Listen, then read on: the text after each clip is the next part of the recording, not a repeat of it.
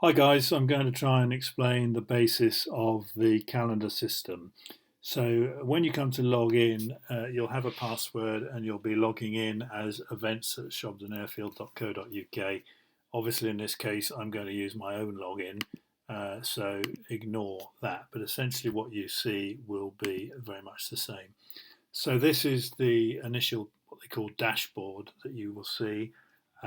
It's basically designed for individual members. So it has information relating to the member, hence the user settings and when your expiry date and last flight and that sort of stuff. None of that is going to apply as the admin user. That's not relevant. Essentially what we're interested in is these menu items across the top. And later on, we'll look and see what's available on the admin side. But I just want to deal initially with the booking, as that's the thing you're most likely to see. So clicking on the calendar, up it comes, and ignore this. This is just we've been messing around. But essentially, uh, this is very similar to Schlot. You have the monthly calendar down here at the left, which you can flick forwards and backwards to the various months you want, and then choose any date. You've obviously can go forward and backwards a day with these arrows at the top, and you can always get back to today by clicking on that one that says today. Down the left-hand side there, you've got the various aircraft that are available. They can be blanked off for maintenance, much like it is in Schlot. And also down the bottom on the left-hand side, you've got a little legend about what the various different codes mean, which all will become very second nature after a while. So I've set something up initially for, I think I set it for December the 13th, was it? Um, yeah, okay. So on December 13th, this is what you would see if this person, also called Graham Clark, but not Graham Clark, the head of training, just Graham Clark, the regular member, sort of dummy account I've set up. This is what you would see if Graham Clark had tried to make a booking online, and the P there indicates that it's a provisional booking. So you'll see this. We need to do something about that to make that happen. So if you click on it, you'll up come a little box, and you can see what he's done. He's booked solo 1 hour from 9 o'clock till 10:30. Well, hang on a minute, that's not an hour. I'll come back to the reasons for that in due course. But the point is, it doesn't really matter what it says up here because you can change it to whatever you want. So we can make it from 9 o'clock till 10 o'clock or whatever. The only relevance is that if it's solo, there'll be no instructor involved. If it's dual, there will need to be instructor involved. So that's what he's booked. That's his aircraft he's chosen. Like I said, there's no instructor. And here it should be his name. And underneath will be his details, which should eventually we should get people to update them all. So that will show whether when they last flew, whether their medical's expired, whether their SCP rating is expired, whether their membership is expired, and so on and so forth. So at the moment, the booking state is provisional because he had no choice. We can put notes in here. I've just reduced, like I say, end time now 10 o'clock. And having done that, I can make that provisional now booked.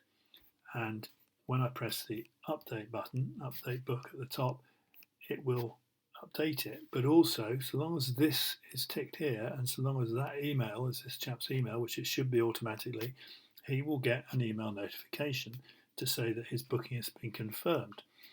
It will also say automatically, please check your times. If the times have changed from what you hope to get, go online, check your booking, and you'll be able to see the reason in the notes. So when he sees that his booking that he wanted between 9 and 10:30 has been confirmed between 9 and 10, that's changed. He can come back online himself. He can click on the booking just like we have. He'll see exactly what we're looking at the moment. And in the notes down the bottom, he'll say, oh, end time now, 10 o'clock. I mean, you might actually want to give him a reason for that rather than just telling you. Anyway, so I'll update the booking. Just quickly, also notice up there, you can copy the booking if you want to repeat the bookings, like say a week later or something like that. So we update the booking, and lo and behold, that provisional has gone. And down here, we've got the S, which shows that it's a solo flight booking, and the little star says there are notes in the booking, which we know about. And if we right click on it You can just see the basics of it, but if you, as before, click on it to see the whole thing expanded. So that is how we deal with a booking that a member has made online.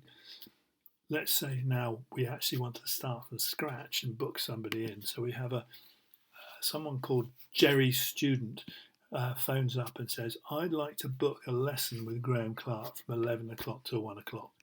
So we can click on whatever we want. There we go. And we can say he wants a 2-hour lesson. And again, we can modify all these times any way we want to. Which aircraft does he want? Alpha, which aircraft is available? He wanted to book it with Graham Clark. Now here you see also it says Graham Clark because I'm logged in as Graham Clark. You would see admin office or something like that. So this is where you need to actually put the student name in. So, oh, there we are, Jerry Student. Okay, so now Jerry Student's details come up here, and we can say it's booked because it is booked. If that is ticked at the bottom, an email confirmation, Jerry will get a confirmation by email that his booking has gone through. So that's all looking very good on the face of it. So we go, okay, let's save that booking. Give it a couple of seconds to update. Now, it's come up in pink because my background colour is pink and each instructor will have a different colour. But also we've got D because it's dual training booking, but there's this funny little triangle with an exclamation mark in it, and that's saying there's a problem somewhere with expiry dates. And actually, if we look back at that in detail, we can see down here that this guy's membership expired on the 16th of November, so he's not actually a member anymore. So obviously we can either cancel it or phone him up or get the money off him, whatever we have to do. But essentially that's where your warning comes that there's some sort of expiry. So essentially that is how you make a booking for somebody else.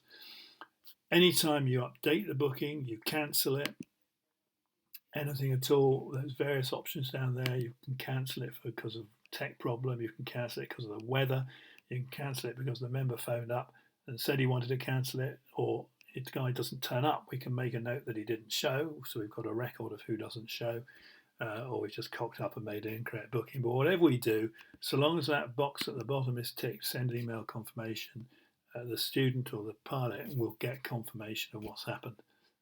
So that's really a pretty useful bit of kit.